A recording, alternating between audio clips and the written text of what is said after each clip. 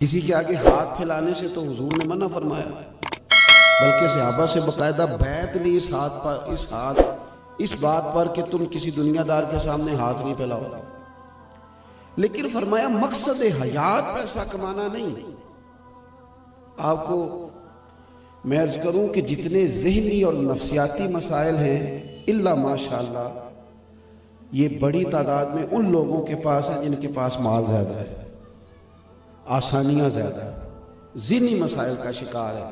کیونکہ اب اتنا پیسہ آ گیا، اب کیا کریں، مقصد تو حل ہو گیا۔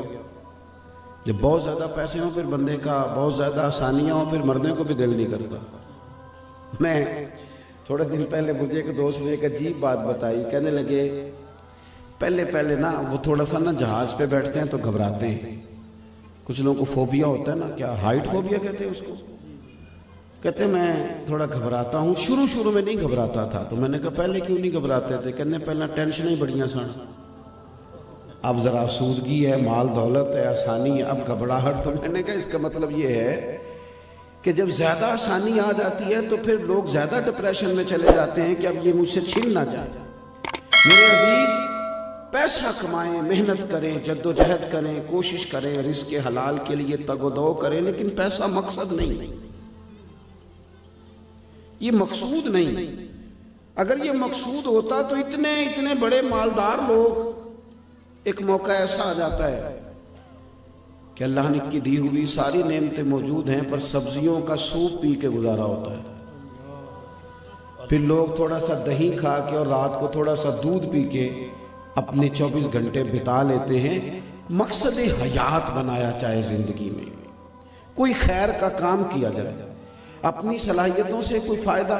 یہ کچھ لوگوں کا خیال ہوتا ہے میں مشہور ہو جاؤں، اچھا جی ہو گئے۔ اب میں بہت سارے مشہور لوگوں کو جانتا ہوں جو چھپنے کی جگہ تلاش کرتے ہیں، کہیں 4 دن چھپنے کو مل جائیں، کسی کونے میں بیٹھ جائیں، ختم ہو گئی بات۔ اقتدار چاہیے لوگوں کو۔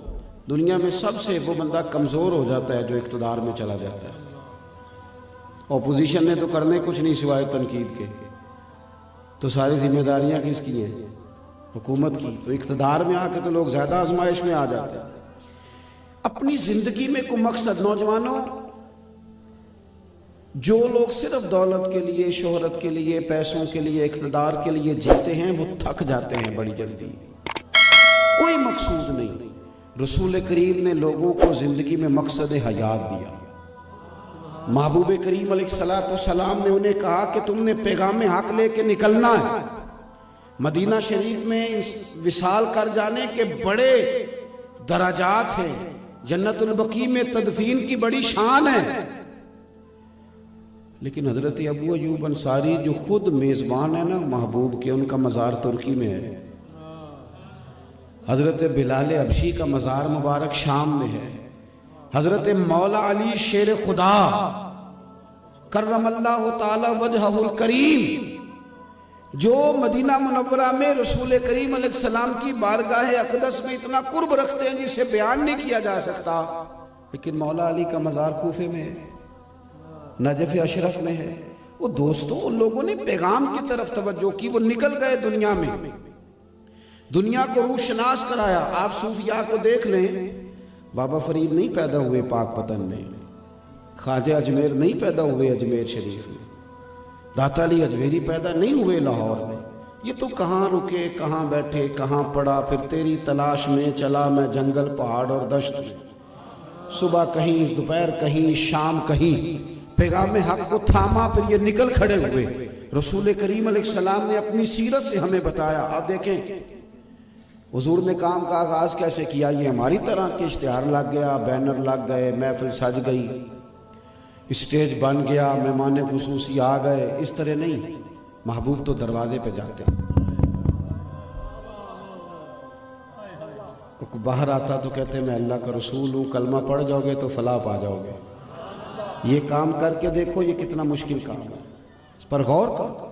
اور جواب میں پھول نہیں آتے تھے، پتھر اور روڑے آتے تھے، لیکن نبی کریم علیہ السلام طائف بھی گئے، عکاظ کی منڈیوں میں بھی گئے، حضور جگہ جگہ گئے، پھر رسول کریم علیہ السلام نے اس پیغام کو مقصد بنایا۔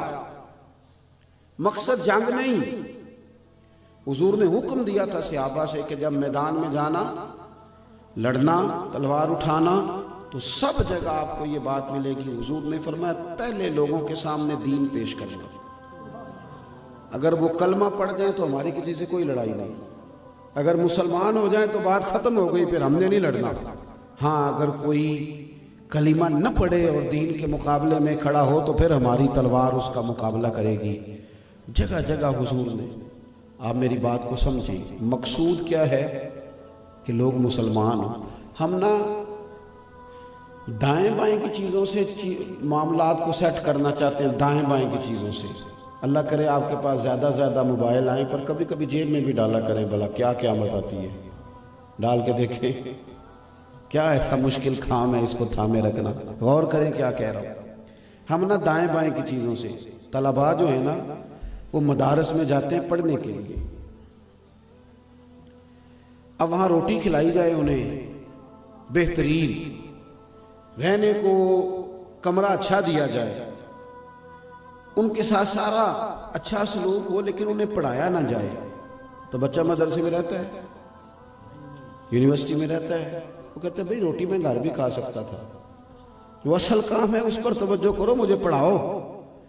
زندگی میں جو اصل ہوتے ہیں نا، ہم نا لوازمات اور چیز ہیں، اور اصل میں یہاں آیا ہوں، میں جناب بن صبر کے آپ کے سامنے بیٹھ جاؤں، نعرے بھی ٹھیک ٹھاک لگواؤں، پھول بھی گرواؤں، استقبال بھی کرواؤں، تقریر کروں ہی نہ، تو آپ کہیں گے جی مہربانی کریں، زیارت فوٹو پہ بھی ہو سکتی تھی، ہمیں کو اللہ رسول کی بات بتائیں جس کام کے لیے آپ کو ہم نے دعوت دی۔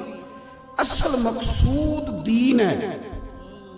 آپ نبی پاک کے نعرے بھی لگائیں، نعتیں بھی پڑھیں، سارا کام کریں، پر حضور نے ایک مقصد دیا ہے، وہ کیا ہے؟ بلغ عنی ولو آیا، تم میرے دین کا پیغام بھی تو پہنچاؤ نا، خیر بھی تو کرو نا، دین پر عمل کرو اور دین کی دعوت دو۔ حضرت امیر حمزہ رضی اللہ تعالیٰ عنہ گزر رہے تھے، ایک لونڈی حضرت امیر حمزہ کو روک لیا، کہنے لگی کہ ابو جہل اس لیے نبی پاک علیہ السلام کو تکلیف دیتا ہے کہ وہ سمجھتا ہے حضور کے والد گرامی وصال کر گئے۔ حضرت امیر حمزہ بھی مسلمان نہیں، اس بات سے بڑا جوش آیا، فرمایا کیا ہوا؟ کہنے لگی آج میں نے دیکھا ہے کہ نبی کریم علیہ السلام گزر رہے تھے تو ابو جہل نے روک لیا ہے، پہلے اس نے سخت سست کہا ہے معاذ اللہ، جب حضور نے کوئی جواب نہیں دیا اس نے حضور کے سر اقدس پر ڈنڈا مارا ہے، خون بہہ گیا۔ حضرت امیر حمزہ پیار تو بڑا تھا نا، کہنے لگے میرے بھتیجے کے ساتھ یہ سلوک کیا۔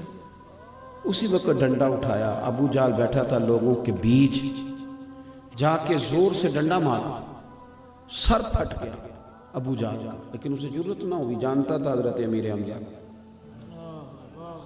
اب وہاں سے ہو کے نا حضرت امیر حمزہ، اب میری بات کو سمجھے میں کیا کہنا چاہتا ہوں، بدلہ لے آئے ہیں جناب امیر حمزہ، آ کے حضور علیہ السلام کی خدمت عالی مرتبت میں عرض کرنے لگے آپ فکر نہ کیجئے، میں نے بدلہ لے لیا ہے اور میں نے اس کا زیادہ سر پھوڑ دیا ہے اور اس کو طاقت بھی نہیں ہوئی بات کرنے کی، آپ فکر نہ کریں، خوش ہو جائیں۔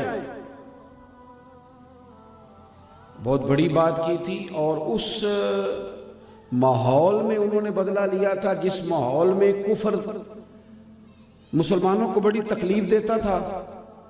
حضرت امیر حمزہ نے بڑی بات سنائی، پر جواب میں حضور نے پتہ کیا فرمایا؟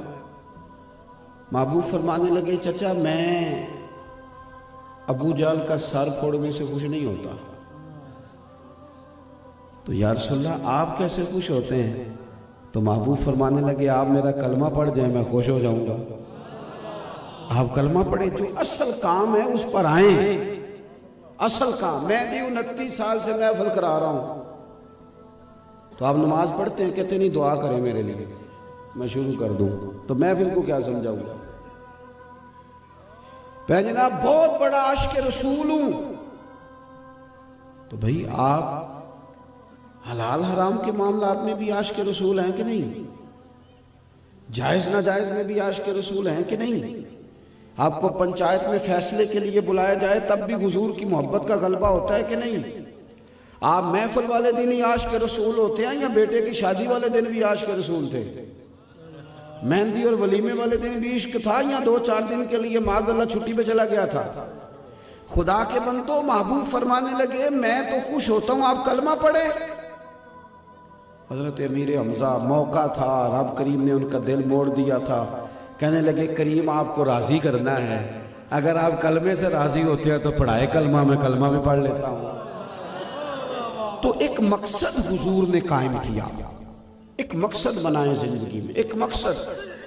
میں نے ایسے لوگوں کو دیکھا ہے جن کے پاس کوئی مالی وسائل نہیں تھے،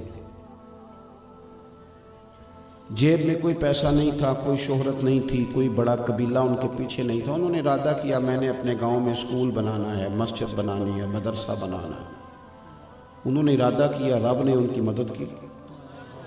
غریب لوگوں نے بڑے بڑے انقلابات برپا کر دی۔ ہم کرنا ہی کچھ نہیں چاہتے، نشستن گفتن برخاستن، بیٹھو چار لوگوں پہ تنقید کرو، اٹھ کے چلے جاؤ۔ شکوہ ظلمت شب سے تو کہیں بہتر تھا، اپنے حصے کی کوئی شمع جلاتے جاتے، کوئی کام کرتے، کوئی ڈیوٹی کرتے، کوئی بامقصد کام۔ مولا علی شیر خدا کرم اللہ تعالی وجہہ الکریم نے نا جب نبی پاک نے اپنے سب خاندان والوں کو بلا کے کہا تھا نا میرے ساتھ چلو گے، میں اللہ کا رسول ہوں، تبلیغ کرنی ہے، چلو گے؟ دعوت کھلانے والے کافی زیادہ ہوتے ہیں، گھر بلانے والے کافی زیادہ ہوتے ہیں، نعرے لگانے والے کافی زیادہ ہوتے ہیں، لیکن مشن میں ساتھ چلنے والے وہ کئی ہوتے، کوئی ہوتا ہے، کم ہوتے ہیں۔ فرمایا کوئی میرے ساتھ چلے گا؟ تو وہ جو کل تک صادق اور امین کہتے تھے، آنکھوں کا تارا کہتے تھے، کہنے لگے یہ مشکل کام ہے۔ مولا علی ابھی عمر تھوڑی تھی، اٹھ کے کھڑے ہو گئے اور پنجوں کے بل ہو کے دونوں بازو لہرا کے کہا یا رسول اللہ میں آپ کی دین کے معاملے میں مدد بھی کروں گا اور ہر معاملے میں حفاظت بھی کروں گا۔ وہ چھوٹی عمر میں وعدہ کیا تھا۔ پھر وہ جب امیر المومنین بھی بن گئے تھے نا تو کوفے کے چوک میں کھڑے ہو کے کہتے تھے میری زرہ کوئی خرید لے، تہمت پرانی ہو گئی ہے، پیوند لگنے کی جگہ کوئی نہیں۔ اگر اتنے میرے پاس پیسے ہوتے کہ میں تہمت خرید سکتا تو یہ زرہ کبھی نہ بیچتا۔ یہی میرے پاس ایک مقصد تھا، پھر کوئی مال نہیں، کوئی گھر نہیں، کوئی شے نہیں، جو مقصد تھا وہ پورا کیا۔ اور جس دن کوفے میں ان کو زخم لگا ہے نا اور خون بہا ہے، جی ٹھیک ہے جی اللہ خوش رکھے، یہ تو ہوتی ہے سریلے آدمی کو ضرورت، اور ہم تو بالکل ہی بے سر ہیں۔ اور پھر دوسرا جس نے زور لگانا ہو یا نعرے لگوانے ہو یا جس نے کہنا ہو تھوڑی آواز نہیں آئی تو مینوں مزہ نہیں آیا، تو وہ تو ان لوگوں کو ضرورت ہوتی ہے، بڑے جوشیلے لوگوں کو۔ تو ہم تو سارے پیدل سفر کرنے والے ہیں۔ ابھی شاہ جی کہہ رہے تھے کہ لمبی تقریر کرو، میں زندگی میں کوشش کرتا ہوں کہ جو ایک جملہ بولا ہے اسے ایک دفعہ بولا جائے، دوبارہ نہ بولا جائے، پوری گفتگو میں تھوڑے وقت میں زیادہ باتیں لوگوں تک پہنچ جائیں۔ تقریر 3 گھنٹے بھی لوگ کرتے ہیں، پر تب جب ایک شعر کو وہ 20 منٹ پڑھتے رہتے ہیں، کہنے نہیں جنی دیر پورا مزہ نہ آیا میں نہیں چھڑنا۔ تو اچھی بات ہے، وہ بھی ذوق ہے، ایسے لوگ بھی قابل تعریف ہیں، لیکن جس بندے نے ایک جملے کو بھی کوشش کرنی ہو کہ دوبارہ نہ دہرایا جائے تو پھر ظاہر ہے اس کا مضمون جلدی ختم ہو جاتا ہے۔ ایک جگہ میں گیا تو وہ مجھے کہنے لگے کہ پچھلے سال آپ نے 30 منٹ تقریر کی تھی، اس دفعہ ڈبل کریں۔ میں کہ تسی پچھلی سال 30 منٹ والی جڑی سی نا وہ ساری سناؤ نہ تے نبی سن لو۔